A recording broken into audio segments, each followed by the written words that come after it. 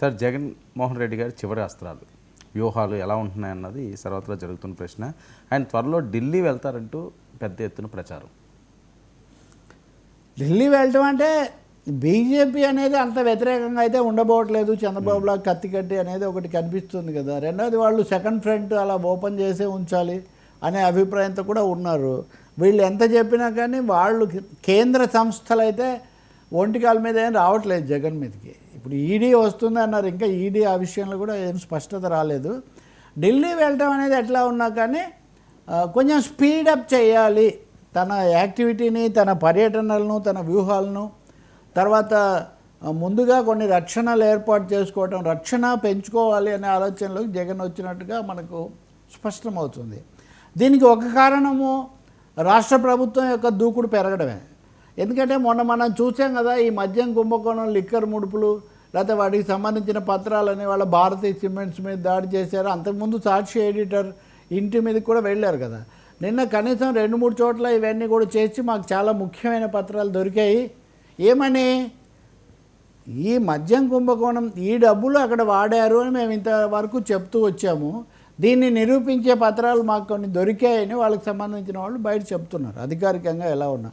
So ఈ సమయంలో ఇంతగా సాక్షి వరకు, భారతీయ సిమెంట్స్ వరకు కూడా ఈ సిట్ దర్యాప్తు వచ్చింది అంటే రేపు అది తదుపరి వాడి యజమాని లేదా వాడి పరోక్ష యజమాని అయినటువంటి జగన్మోహన్ రెడ్డి దగ్గరికి తప్పకుండా వస్తుందని. కాబట్టి సిట్ జగన్ను చేరుకుంటూ ఉంది అనే సందేహాలు చాలా బలంగా వాళ్లకు ఏర్పడుతున్నాయి. దీనితోడు మిథున్ రెడ్డి ఎలాగో ఇప్పటికే లోపల ఉన్నాడు, పెద్దిరెడ్డి రామచంద్రారెడ్డి, ఈరోజు ఆయన భార్య అంటే అతని మిథున్ రెడ్డి తల్లిగారు, వీళ్ళందరూ వాళ్ళు అక్కడ చేసే ఆందోళన అక్కడ చేస్తున్నారు.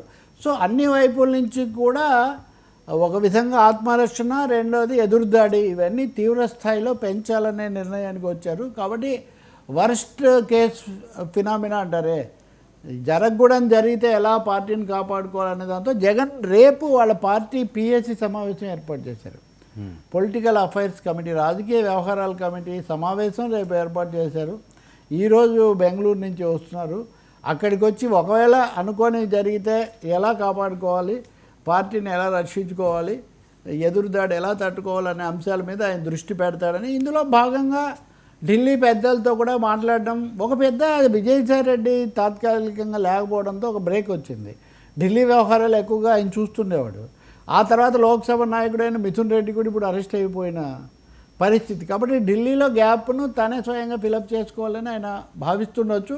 రెండోది ఫిర్యాదులు కూడా చేయొచ్చు. మీరు కనుక గుర్తు చేసుకుంటే కిరణ్ కుమార్ రెడ్డి ఉండగా సిబిఐ ఇవన్నీ వచ్చినప్పుడు జగన్ కానీ విజయమ్మ కానీ తరచూ ఢిల్లీ వెళ్ళి రాష్ట్రపతికి, ప్రధానమంత్రికి చెప్తుండేవాళ్ళు. మొన్న పవన్ కళ్యాణ్ నేను కూడా ప్రధానమంత్రికి చెప్తానన్నాడు. అవును. సో ఇప్పుడు పవన్ జగన్ ఇద్దరు కూడా ఢిల్లీ వైపు చూస్తున్నట్టుగా కనిపిస్తుంది. చంద్రబాబు సింగపూర్ వైపు అది మనం విడిగా చర్చిస్తాం కాబట్టి ఇవి రెండు, రాష్ట్రంలో పార్టీని కట్టుదిట్టం చేసుకోవడం, ఢిల్లీలో కూడా మళ్ళీ ఒకసారి తమ సంబంధాలు ఇవన్నీ మళ్ళీ పునరుద్ధరించుకోవడం, ఈ ఉపరాష్ట్రపతి ఇలాంటి విషయాల్లో కూడా వీళ్ళ మద్దతులు ఇవ్వడం ఇవి కూడా ఉంటాయి కదా, కొంచెం వీళ్ళకి ఇంకా ఉంది కాబట్టి. సో ఇవన్నిటికీ ఒక డిఫెన్స్ బిల్డప్ చేసుకుంటున్నట్టుగా కనిపిస్తుంది తీవ్ర స్థాయి. సో ఒకవేళ ఈయన ఢిల్లీ వెళ్ళి ప్రధానమంత్రి గారితో ఏమన్నా చర్చలు అంతా అదే అసలు మోదీ అంత సులభంగా బయట అది చంద్రబాబు నాయుడు గారికి, పవన్ గారికి కొద్దిగా ఇబ్బందేనా? ఒకవేళ ఈయన్ని కానీ వెళ్ళి ఈయన అందరితో మాట్లాడి ఏ అంశం మీద అయితే అవనివ్వండి, ఒక మాజీ సీఎంగా ఇప్పటికే ఇబ్బంది పడుతున్నారు వాళ్ళు. వాళ్ళు ఇప్పుడు అసలు చంద్రబాబు కోరుకున్న స్థాయిలో పవన్ కళ్యాణ్ మాట్లాడలేదు.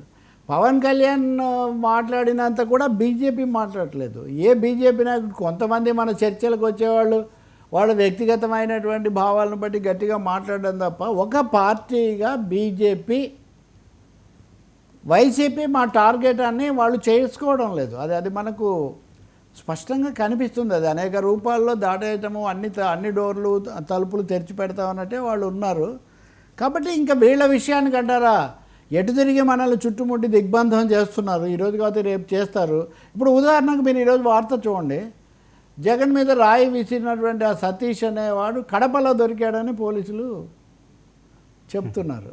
అంతకుముందు విమానాశ్రయంలో ఆ కత్తిపోటు సరే కోడి కత్తి ఇది గురకరాయి, కోడి కత్తి పేర్లు. అని వీళ్ళు పెట్టిన పేర్లు అవి. రాయి విసిరినవాడు కత్తి తీసినవాడు అనుకుందాం. అతని కేసు కూడా ఏం తేలలేదు. ఈ ప్రభుత్వం వచ్చి ఏడాది అయినా కానీ. అంటే ఏంటి మా ఈ రహస్యాలు? ఈ దాడి చేసిన వాళ్ళు వీళ్ళని ఎవరు వీడి నడిపిస్తే నడిచే మనుషులని ఎవరో తెలియదు. ఖచ్చితంగా ఇవన్నీ జరుగుతున్నప్పుడే సతీష్ అది కూడా కడపలో బయటపడ్డాడంట. కడప అంటే మళ్ళీ మనకు కథలన్నీ అక్కడికి పోతాయి కదా. కాబట్టి ఖచ్చితంగా తెర వెనుక ఏదో పెద్ద వ్యవహారమే నడుస్తూ ఉంది.